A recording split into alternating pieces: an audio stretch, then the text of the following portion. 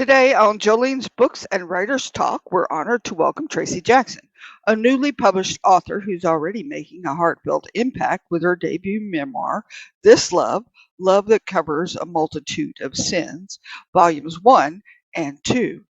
Tracy's story is deeply personal, rooted in over 32 years of marriage and shaped by a life of travel and service alongside her husband, a retired Air Force veteran.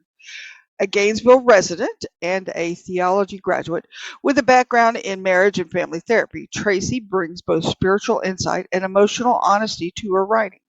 She's new to the author world, traditionally published, and just starting to explore the world of book marketing and events, including her appearance at the upcoming Literary Indulgence Festival in Jacksonville, Florida on June 28th. Tracy, welcome to the show. My name is Tracy Jackson. The name of my book is This Love, Love That Covers a Multitude of Sin, and it is volume 1. So it is a series. About myself, I am currently married, have been married for 32 years, and this book is birthed out of that marriage. I am recent to Gainesville, moved here to Gainesville, and was able to finally put my desire and my dream on paper and get it out there. My husband is retired military of 20 years of service of the Air Force. So I traveled along with him around the countries and supported also the military community. All right. Excellent. You live in Florida? Yes, in Gainesville currently. Okay. Are you a member of the local writers group? Not yet. I'm learning all these things. Is very new to me. I'm a recent author. Just got my book out in September. Okay. Are you self-published or traditionally published? Traditionally published. All right. So that means your book is available worldwide, everywhere. Yes, through Amazon. Do you have a website? Yes, and it is jacksonsproducts.com. Do you have an events page on there? I do not. I need to put an events page on there. That would be great. As an author, do you have a setup like a author Facebook public page? No. I am so brand new, literally, to all of this, but that's something I need to establish. So you're not a member of any of the other social medias that authors like to frequent? I am on social media, but I have not established for authors to focus on that, just for my books. Oh, you have books thorough. I have a children's book and a journal, and then part 2 of This Love will be coming out soon. Okay. And what genre, besides the children's book, is your book? Is it nonfiction, memorial, or fiction? It's non, but it is an autobiography, spiritual. Yes. The Christian. Yes. Nonfiction. When you decide on which social media that you want to spend time on, and it doesn't matter really, but you have to love it. You have to really enjoy it, whether it's Instagram or Pinterest or Blue Sky. Blue Sky is good because you can put little videos and do short posts. Thank you. They're fairly new, but they're not associated with any of the big multi-billionaire companies. And it's called Blue Sky, and it's got a little butterfly. Okay. And you can actually post on it from your phone or your laptop.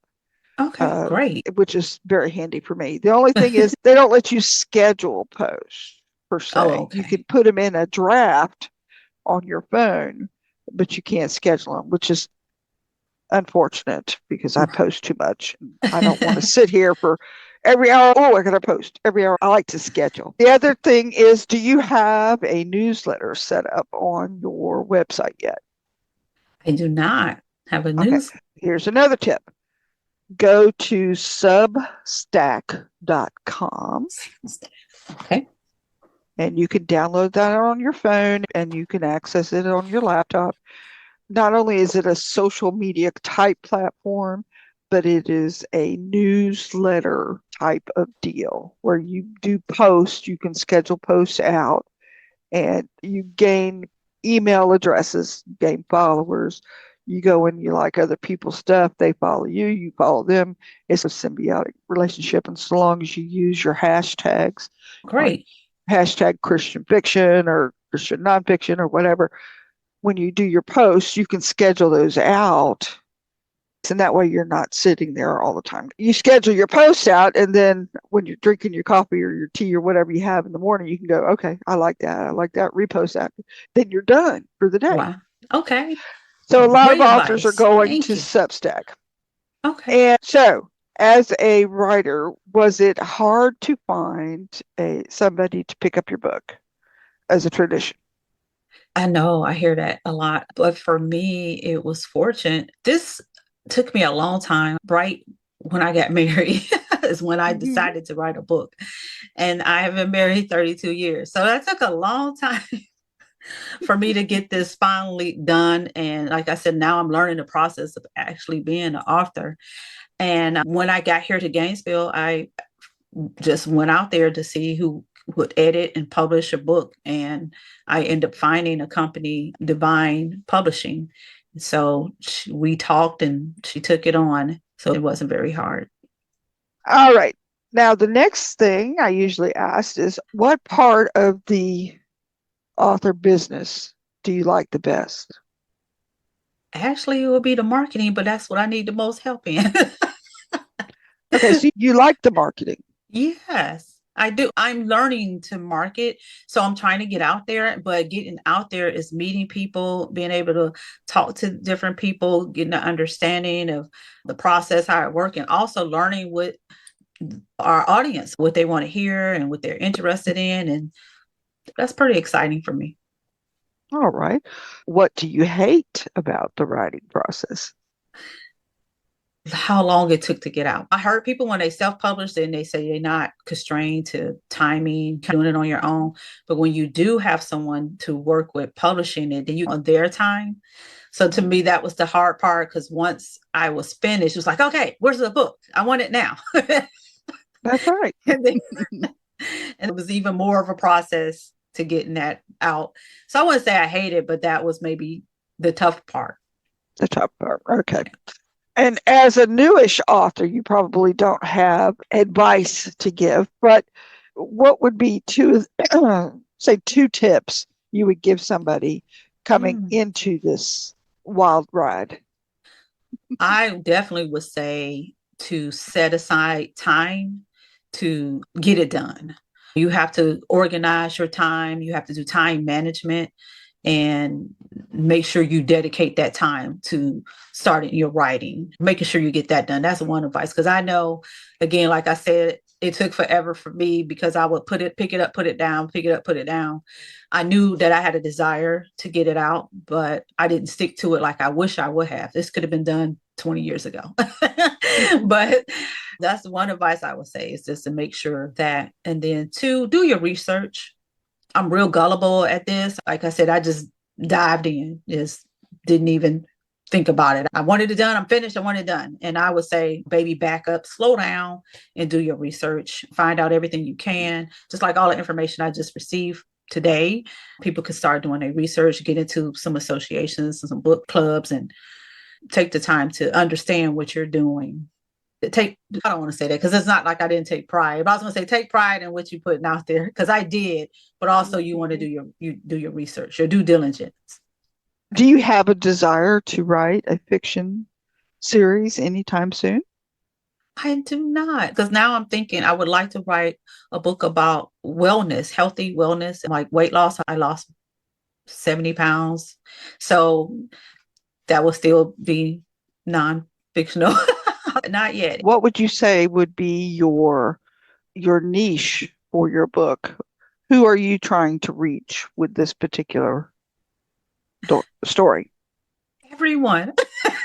No, but I would say mainly adult, of course, with my book, but definitely for people who want to have a deeper spiritual relationship, people seeking understanding about this thing called love on a spiritual level, couples, singles, That's good. You got to keep that in mind when you do your marketing. You're going to have to focus on that. Yes. Have you taken any classes or do you have any certificates about this field?